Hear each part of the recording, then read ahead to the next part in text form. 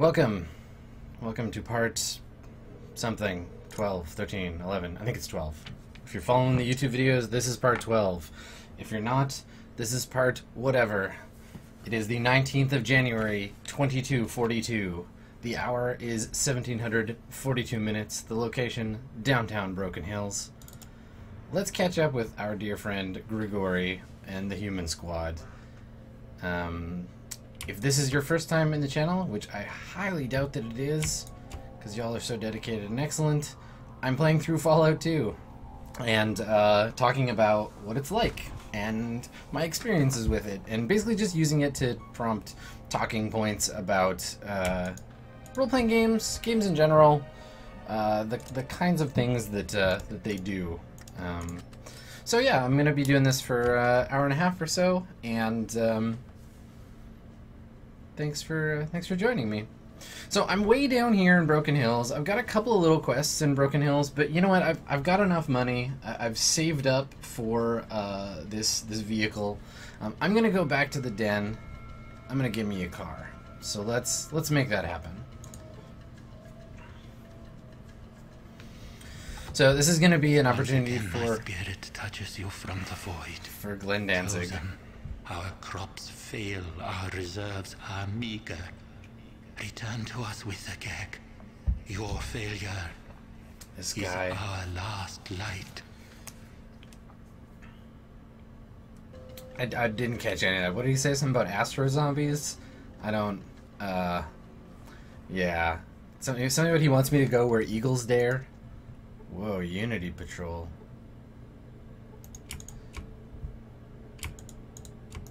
Did he say something about how he ain't no goddamn son of a bitch? Oh, these are patrol folks from the town I was just in. So they're all buds. Wow, they got rocket launchers. That is something else. I'm gonna go ahead and I learned about quick saving because I'm smart now. I'm gonna try and steal something from these people. Can I? Yeah. Let's see what they got. Ooh, rockets. That's fun. Okay. Aw, I'm at maximum weight capacity anyway. Okay, well I probably shouldn't steal rockets. But it does bring up a good reminder that I do need to unload some of this stuff. So I'm gonna pass off a bunch of this junk on. What else do I have that weighs that much? Wow, that's a heavy painting. Well, I guess I have 400 bullets. Okay, alright. Cool. So, yeah, I mean, I could be pursuing some quests and stuff right now, but honestly, like, I think the sooner I get the vehicle, the better. Yeah, and I think that's a good plan. So I'm gonna go get that car. And also, I'm curious to see if I get any good encounters along the way. I have a lot of space to cover, theoretically. So hey, why not a million rad scorpions? I could use the XP, so. And I have evidently so much ammo, I don't even know what to do with it, so we'll do that. Art is heavy. Yeah, exactly. Wow, poison. I was about to make a joke about hair metal and poison, but then I also realized I'm fighting scorpions. I definitely prefer scorpion to poison. Now all I need is an NPC named Styx or something. Alright, let's kill some of these things. I know the XP is not great for these scorpions, but I don't get a lot of like random killing from them. Like they're a pretty safe encounter for me to deal with. So I'm okay with doing these encounters. Yeah, ace these things. Yeah, so the game has the difficulty curve has changed a little. I'm not dying in every encounter now. I don't have to run away from everything that I fight, and I'm able to accrue a fair bit of XP just from doing encounters that aren't too troublesome to me. Jesus Christ, this is a scorpion heavy zone. But to be fair, like I'm pretty close to my next level, so I'm gonna keep. I'm just gonna keep doing this when I come across them.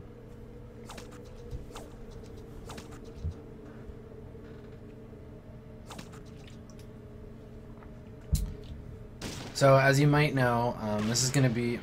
Jeez, everybody hitting Sulik. This is going to be my last stream for a couple of weeks, probably, about 10 days. Actually, yeah, over almost 2 weeks. Because I'm going to be attending, first of all, PAX East, and then I'm spending about a week in New York. Yeah, so a much needed trip. I've been meaning to go out there for a while, and PAX is always a great time. So I'm going to do this stream today. We'll take a extended break for a little while, and then I'll be back with a bunch of new stuff in the middle of the month. So stick around for that. I'm going to have other games I'm going to be playing. We'll start talking about some different content that I'm pretty excited about bringing to the table. The whole partnership thing and the being able to do subs and like getting kind of serious about streaming kind of fell on me in at random. I wasn't sure how long the application would take, so yeah. So it's been exciting, but I haven't really had a lot of time to prep for it. So something I'm going to be doing on those plane rides is getting some ideas together for some cool stuff that I can do for all you folks. So I'll make an announcement about that when I get back, and probably post a video on my YouTube channel about all that. Maybe do a little Q&A. We'll see how it goes. But for today, business as usual. We're gonna do a little Fallout action and see how we feel. Yeah. So that also means obviously the delay on scheduling Swansong and on Mirror Shades. If you are a follower of either of those shows, I swear to God, we're just gonna kill Sulik by accident. If you're a follower of either of those shows, yeah, they're gonna return around the same time. I know that I'm back on the 16th, and we've got shows on the 18th and 19th, I think. Also, I mean, if you're attending PAX and you're around, come and say hi. I'm happy to have folks come up and introduce themselves. I've got a panel which you can find in the schedule. It's on Saturday at PAX, and also I've got I'll be regularly kind of hanging out at the Burning Wheel booth in the tabletop area. So if that is a part of the convention you can find your way to, please do come say hi. I'll also have, in case you're curious or interested, I'll have copies of Dungeon World, and both myself and my co-creator, Sage Latora, will be there to sign copies and to sell you games if you so desire. I also know that, and this is a cool thing, like if you're looking to get into, if you're like primarily a video gamer or you're just looking to play some tabletop games, there's an organization that we've personally like sponsored a number of times, and I love them, called Games on Demand. They have a booth or a section or whatever at the tabletop area of pretty much every major convention. Like I know all the PAXs and Origins and Metatopia and Gen Con, obviously. Games on Demand is a space where you can go and you can say, okay, I want to play Apocalypse World, or I want to play Dungeon World, or I want to play Stars Without Number, whatever. And they'll try to pair you up with a GM. So they got like GMs on retainer, basically, GMs that hang out for certain time slots. So if you attend a convention basically in North America, check and see if they have a Games on Demand section, because they often do, and the people that run Games on Demand are awesome, and it's a super fun way to get into an RPG that you may never have played before, or play with some people that that are cool. So check that out. Games on Demand, Burning Wheel area at PAX. Come by, say hello. It would mean a great deal to me personally. I would love to see you. If you're not going to PAX, I think that the audio of our panel, so Luke, me, Sage, and Tor, so the designers of Dungeon World, Burning Wheel, and Torchbearer, we're all going to be getting together and talking about what you do as a GM between sessions at the tabletop. A little bit of like being everything else style stuff, but with four users, four folks giving you information. So we'll be doing that while we're there. You can come on by and check it out. Alright, so I've gained a level, which means that it is time to pick another perk. So I have a few that I was thinking about before. Let's see, Adrenaline Rush. I think I've discounted that one. Awareness is nice, but honestly, I can Monster Hunter my way through this. I don't need to know how beat up my enemies are. Better crits. I don't crit that often. The move would be nice, like 2 free hexes. That's kind of good. Let's see what else we got. Bonus range damage, also useful. Do a lot of ranged attacking. Yeah, that's fine. Skills from books. Dodger, you get a bonus when dealing with bird spirits. Or wearing kigurumi, or talking about anime. Earlier sequence. Skill points when I gain a level, I already have that. No, I have Swift Learner, but close. Explorer. Greater chance of finding special places and people. That's kind of cool. So, Gambler. Ghost. Steel. Strength for thrown weapons. Gain another level. Karma double. Light step. Man, there are a lot of these. More crits. Mutate. This Mysterious Stranger one is fun. The random person that just shows up to fight for me. That one's one that got carried over to the other games. I think I've taken that one. Yeah, let's see. Pack Rat.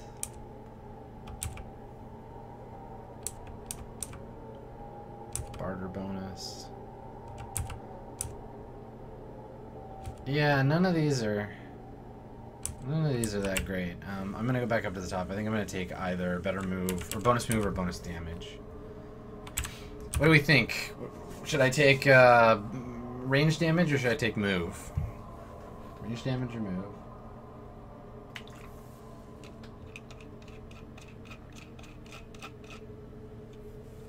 I will let you decide for me, chat. What do you think? For those of you watching on YouTube, I'm sure that the suspense is palpable. What did they choose? Which one did he get?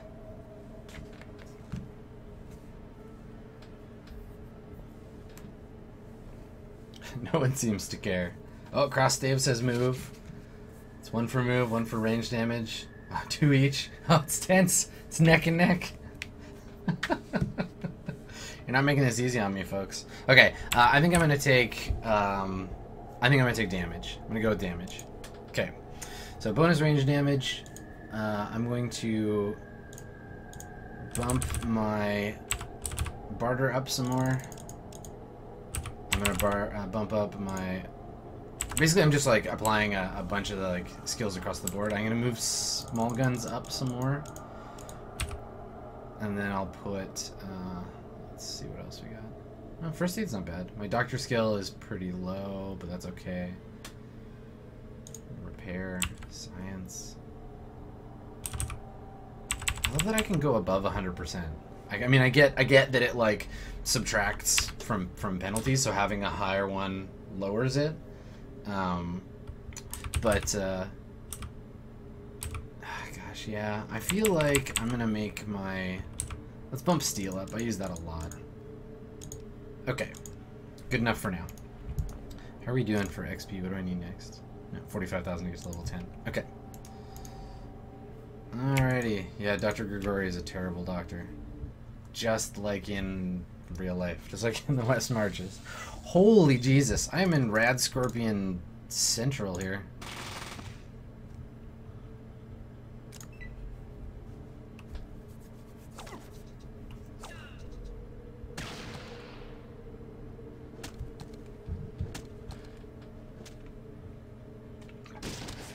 Where are all these scorpions coming from?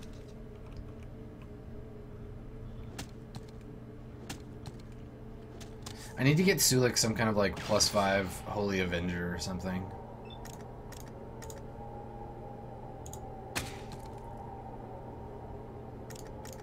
Also, I think now that my skill is a little higher, I'm going to start taking headshots.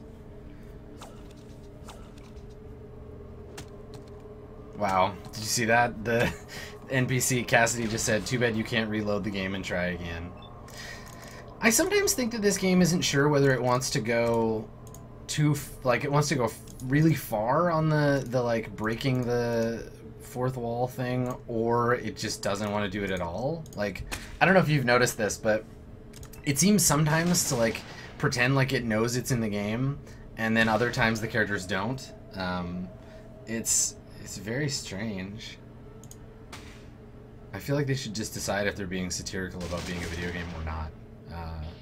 Like, it feels like too much for it to be kind of like tongue-in-cheek. I don't know.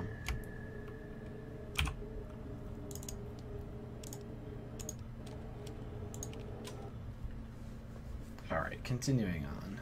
Scorpions? Oh, wolves this time. Cool.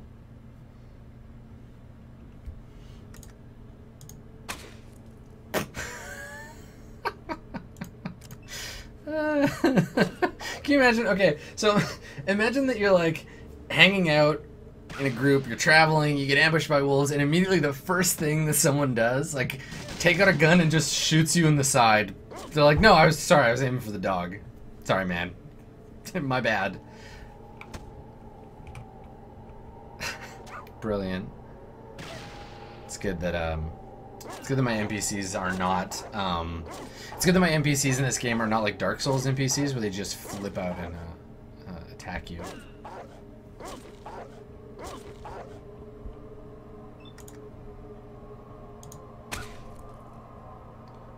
Something I think is really interesting about like this game and playing this stuff is the idea of consequence, right? And that, like, I mean, like Cassidy pointed out in that last scene, like, I can reload anytime I want and just try again if something goes badly for me.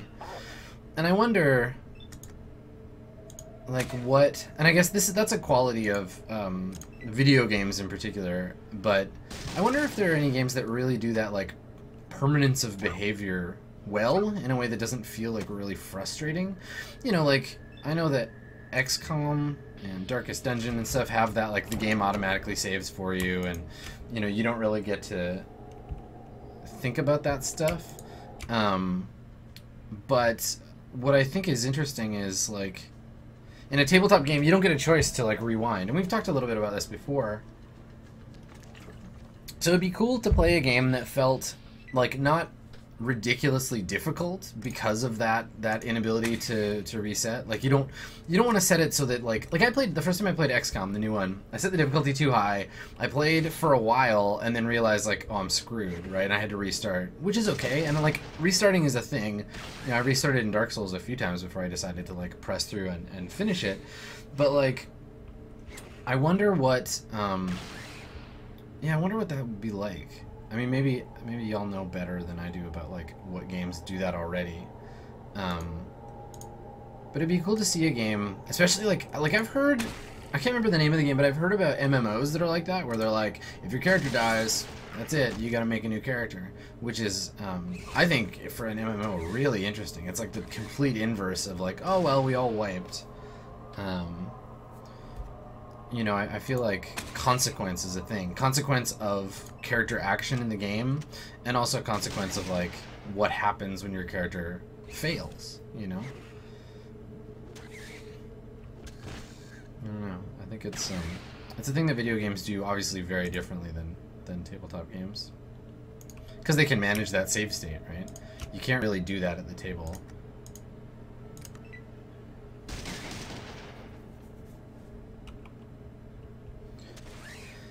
Yeah, I mean, you can pull a rewind. We've talked about this in the time travel thing, where you can pull a rewind, but it's so much work, right? Continuity just, like, really hits hard when you're trying to remember that stuff. It's the same reason why things like achievements, while seeming like a fun idea, would be really cool.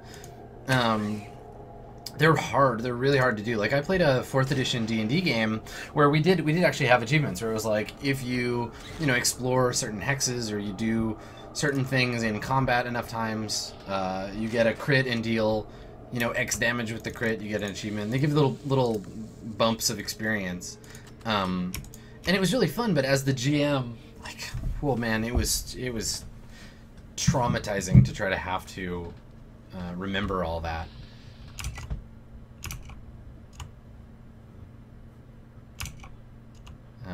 It's an interesting thing to try to manage as a person and not a computer. So what are these gecko trappers? They don't have anything good. I'm just gonna get out of here. I'm gonna skip these dudes.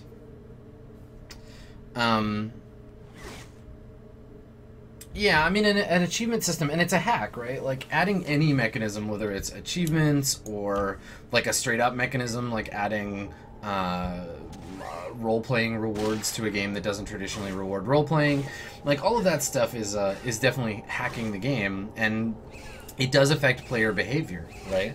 Like it's experience, for example, like a reward structure in game is a way to get players to behave in a certain way, right? Like you offer them a reward for doing a certain thing. So in effect, saying like, you have an achievement in this game to do, X, Y, or Z behavior, like kill one of each type of monster. It's going to definitively change the way that players engage in combat. And I think that it's interesting if you're embracing it as an idea. It's interesting if you're willing to like allow that, and the game, either from the GM side or from the player side or both, or straight from the mechanics, allows it or embraces it too. Then it can be really fun, but it's tricky, and blurring those lines between video game and tabletop, I think is a thing that more people are going to be doing design wise, and so it's interesting to see how video game behavior will bleed into tabletop. You don't see a lot of, I mean now so much, but when games were being first, like RPGs were first being created, there was bleed the other direction. Like Dungeons and Dragons influenced, say, Final Fantasy 1, for example, massively, like just so dramatically. And in a lot of ways that don't make sense, right? In a lot of ways that don't necessarily make sense from a tabletop perspective, but it's like this is how it was done. All right, we're back in the den. So now that I'm here, I'm going to go and get myself a motor vehicle.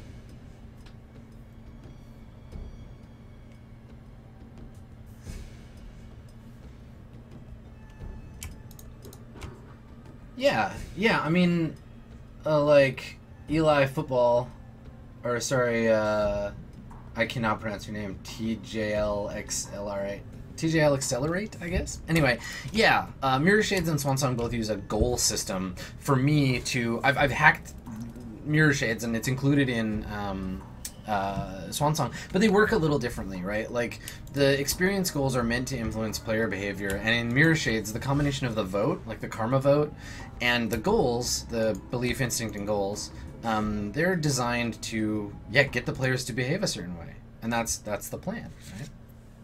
Alright, here we go. So, say old timer, I have this thingy. Fuel cell controller. Okay. 2,000. Sell me the car. Let's do it. Got my money. Let's get in this car. Awesome. Look at that thing. Alright, cool. Well, let's drive back to Broken Hills. Oh yeah, look at me. Evidently I don't need a road or anything like that. I can just like rip along through the mountains. It's fine. It's high speed hover vehicle. Anyway, yes. So to answer the question, yeah, I mean I think like in a game like Fallout, the only reason to do anything is experience, right? That's the reward structure of the game. There's the intrinsic reward of just playing a game, of engaging with play and like beating the game and learning the story. But that's true of every game. The designers don't get credit for that. But it is interesting how it's not explicitly laid out necessarily in game what you get experience for, and the game doesn't really like bait you. It doesn't say like, you know, if you do this thing, you'll get 500 experience. If you do this thing, you'll get 200. So you can decide to like which ones you want to do. That stuff tends to be way more transparent in tabletop games, and in quest-oriented games that tend to be more open, like MMOs. Like, you know which quest you want to go on because they're, you know, red or yellow or green, or you shoot Vic in the face by accident.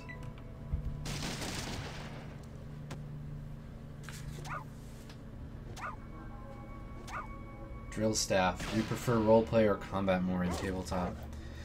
Well, hell, let's talk about that, shall we? So, if you ask most, I think most role players, like, what is a role-playing game about? They'll say it's about role-playing and it's about combat. Like, a lot of games are just like highly delineated between like we're doing RP and we're doing fights, and they're very separated in most tables. And you know, if you've been following me on Twitter for very long, you might have seen me go off about initiative and how much I hate it. Not as a concept, not as a like, let's use initiative to determine who's going when. I think there's value there, but more in an idea of here's pre-combat and here's during combat, and mechanically they're totally distinct, right? And that's a thing that I really don't like, because I think that it's a false dichotomy. Oh my god, do I have a trunk in my car? Oh, I can store stuff in the trunk. That's so cool. So I think it's a false dichotomy between RP and combat, right? Like, combat is a situation in which characters want something. It might be to get past some guards, it might be to kill their opponents, it might be... there's lots of things that you might engage in combat, lots of reasons you might engage in combat for, but... what was Vic just oh-crapping about?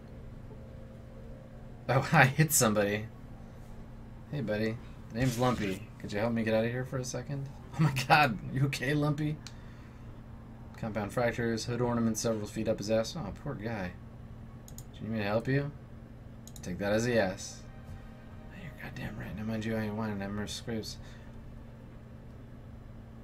Should've seen it. Caps everywhere. Imagine someone running across that in the desert. This is a Fallout 1 reference, I think.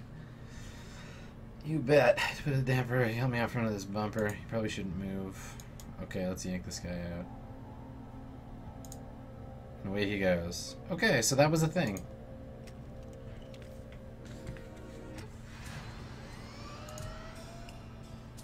It's weird. Alright, let's wait till morning here so I can actually see what I'm doing. So, yeah, so, you know, this goes back to that thing we were talking about, I was saying about Final Fantasy, where it's like Final Fantasy or Dragon Quest, it's like step, step, step, combat, fight. Like, everything gets all blurry and swirly, and then you're in a fight. And that's from D&D, right? That's like random encounters in the wilderness and everything. But also, like, D&D has embraced that internally as a thing, and now, you know, we're doing this thing where games just have, like, the invasive split between what is combat and what is non-combat. And I think that, like, a good group recognizes that combat is just about a particular way of solving a problem, that NPCs and PCs want things and they come into conflict, and sometimes that conflict, especially in games that include a lot of rules for violence, sometimes that conflict is violent. Now, I think that a lot of people think of combat in games as a particularly, like some games it's really cinematic, and that's a thing that's built into the mechanics, and that's fine. But also, it doesn't necessarily have to be about that. Like, I think for me, I prefer games that treat violence as like a thing to be avoided, because you can get supremely killed by violence. Like, it's a very dangerous situation. There's actually, I'm gonna look something up right now. There's a quote in a game called Unknown Armies. And I wonder if I can get, I wonder if I can find it. There's this, like, fantastic quote about, like, getting in a fight. I might not be able to find it. I might have to post it in the comments. Yeah. Okay, so it's looking like it's hard to track down. I've got a copy of it somewhere. I'll post it in the comments. But it's amazing. So it has this description about what being in a fight might be like, and it's gruesome. It's so gruesome, and I think about that every time that I play role-playing games where I'm like, okay, this situation is about to get mortally violent. Do I want to engage in it if I could lose my character? And this is where games, I think, encourage that kind of behavior. Like, you're meant to resolve things with violence because the stakes are not very high. Okay, so let's see here. I'm talking to some random mutant. Asked me if I'm the new guy in town. Oh, this is Zaius. This is Dr. Zaius. Alright. Any good with your hands? You got a problem with our air purifier on the lower level, but haven't got the parts to fix it. And not the protective gear to avoid being overwhelmed by the gas. Oh, that's not too good. What'll it take? 500 bucks? Sure, man. Whatever. That's fine. Take half now. Give the other half when you're done. Go to New Reno and ask for Renesco. Oh, okay. Interesting. Alright, do I have any other quests in town, or should I go to New Reno? Find some missing people from Marcus. Okay. I remember him saying something about... some people being around here. Why is there a hole in this field? Alright, we'll go check it out. Yeah, lol Robot mentions that, yeah, I did just post an actual play of me playing Blades in the Dark. Yeah, I went violent in that because that was the character that I wanted to play, right? I wanted to see... Like, I was totally ready to lose that character. Cantor Haig was a bad dude. And so, I figured if I died... Plus, it was a one-shot, and if I died, the circumstances weren't such that, I'd feel really bad. Like, if I go out in a hail of flintlock pistol fire, I'm okay with that, But in a game where I'm playing the longer thing, I'm doing a campaign. Like, you can look at the way that I play Dr. Grigori. He's aggressively violent, but only in situations where I know I can win by being aggressive and fast, right? Where I'm like, strike now, end the situation before it continues. That situation with the servant, the guard in the first episode of West Marches that I was on, I struck because I knew that if we got initiative, we could take the guy down before he got inside. So, I think, and again, I think that we're playing 5th edition in that case, and 5th edition explicitly is like, nope, violence is a great solution to most of the problems in the game, and don't worry about it, just get violent. That's how you win.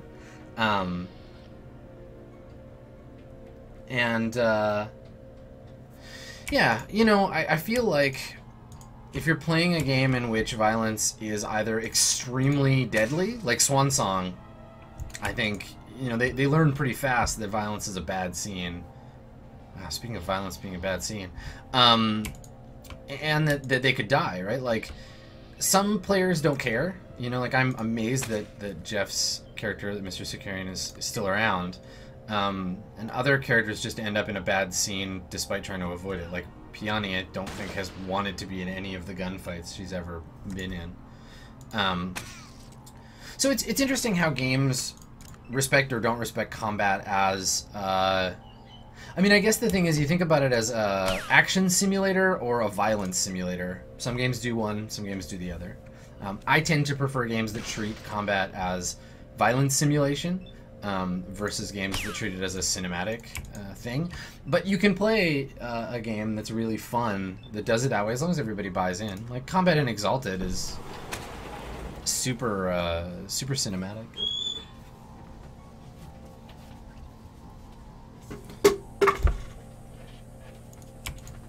Emily has just wandered in and started knocking my stuff over. Sorry.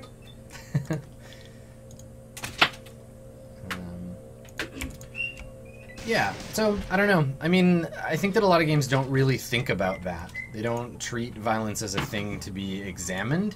It's just because it was in Dungeons & Dragons, that's how it works, and you want to include it. I wonder if these are the missing people. There's a whole bunch of like chewed up animal type people. But yeah. Aha, a note. Let's take this. What does that note say?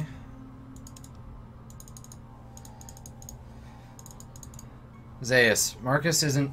Come on. Zaius, Marcus isn't doing anything with that mutant hater Jacob and his damn conspirators. So they disabled the air purifier, and then what? I found their secret meeting tunnels. I figure a body or two down there could implicate Jacob. If you want in, let me know. And burn the damn note this time. Signed, Francis. Alright, so there's a conspiracy. Alright, let's see.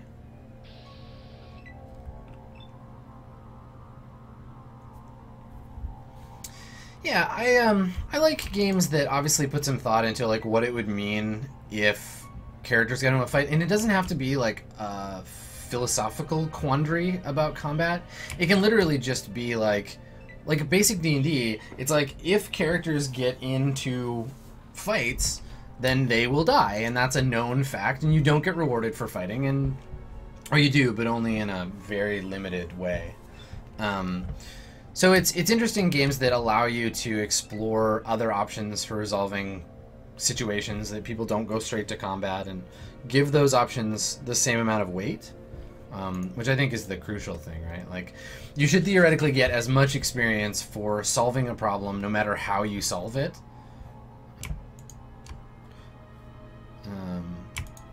And I think, you know, that's how you can tell, is like, what are you rewarded to... what are you rewarded for in the game? Alright, so let's go back and talk to Marcus, see if I can show him this note.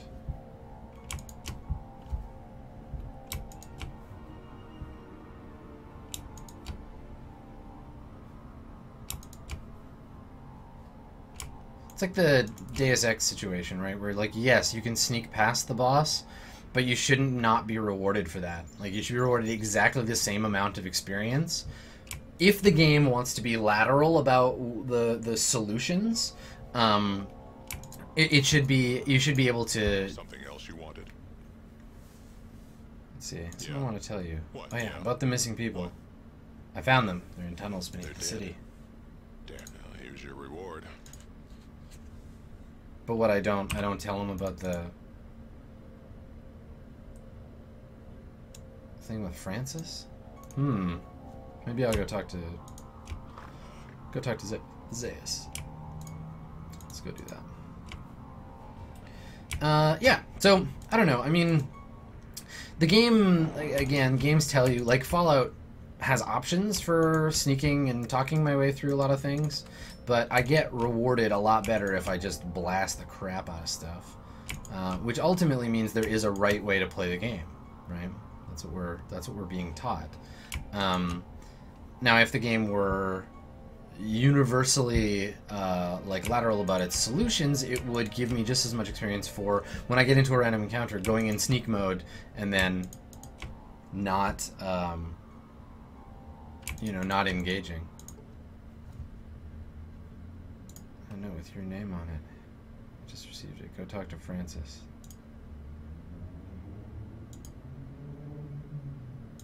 Alright, so who's Francis here?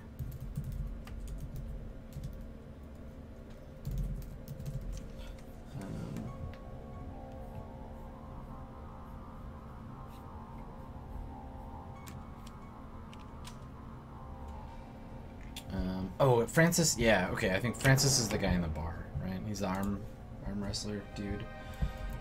Let's, yeah, let's go check that out.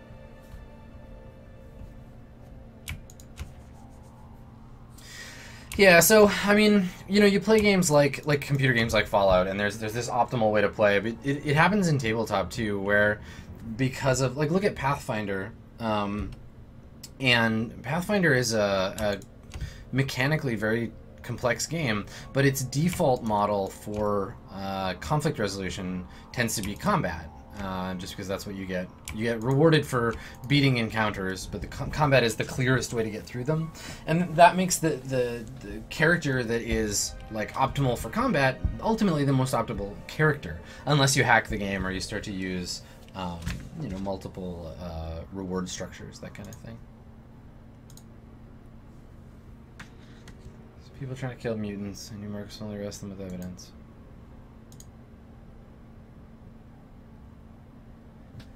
People I killed were trying to kill me. I just returned the favor and made sure their death served another purpose. So my options are, this way you're nothing more than a criminal and a murderer. I only have your word there's a conspiracy. Or the only thing that'll satisfy my cause of peace is for all the murderers to die. I'm going to go with the first one. If you talk to some of the people in the town about your hatred of me and you find out about the conspiracy. I know 2 wrongs don't make a right, but I call it self-defense. I did something wrong. I admit it. I can't stay here. Set out a way to find that. Yeah. Get out of here, man. And then he just vanishes into the atmosphere. Total disappearance. That was very strange. But I got XP, so that's nice, I guess. What am I doing here for quests? Just fixing the air purifier. Alright, so I got 2 things that I can do in New Reno. Maybe it's time to mount up the old vehicle and head out of here. Yeah, I mean, I like Swan Song because the goals are behavior agnostic, right? Like, if your goal is, you know, make 1 million credits, I think that it doesn't matter how you make them. You can kill someone who has 1 million credits and take them. You could build something to sell and make a bunch of money off of that. You know, there's lots of different ways to get at those goals. So that's really cool. You're rewarded for that specific stuff. So that's the thing that I quite like about it. Now, you can pick goals that play to your strengths, right? If your character's really good at murdering stuff, you obviously want to be a murder goal guy, but you don't have to be. Right? You can get at those goals in a bunch of different ways. As long as the game system allows you to achieve the goals pretty unilaterally, you know, that you can take any approach to it and still succeed. And that's kind of what matters most. All right, so I'm gonna save up, and we will do New Reno in just a minute. I'm going to put all y'all on a short commercial break. Thanks for coming, and stick around. We'll be back in about 3 minutes.